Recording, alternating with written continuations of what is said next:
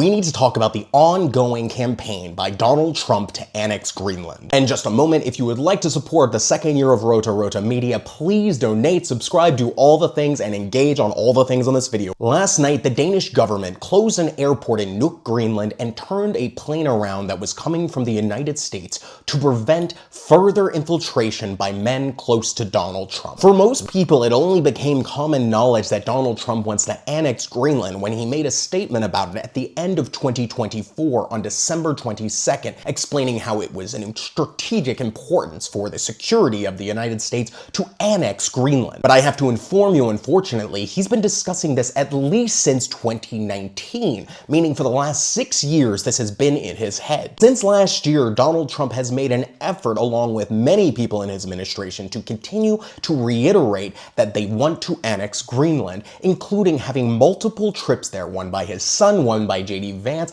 and this has been described by the Danish government itself as an influence campaign to attempt to annex Greenland. Unfortunately, the government of Mette Frederiksen often is collaborationist with the international far right, as we can see both with its interaction in thinking it can cut a deal with Donald Trump and everything will be well, or its ongoing efforts to do horrific things like reforming the European Convention of Human Rights with fascist Giorgia Meloni. As the months have rolled on, it has become increasingly clear that intelligence agents and individuals, private supporters of Donald Trump, are making consistent and concerted efforts to affect Greenland politics, find collaborators, and sow dissent between Greenland and Denmark, and push support for the annexation of Greenland by the United States. If you're not aware, Greenland has a very strong independence movement, so this would be moving directly against what Greenlanders themselves overwhelmingly want, which is independence and not just a new colonial overlord. Back in May, the Wall Street Journal published an expose explaining that there was a vast intelligence operation to push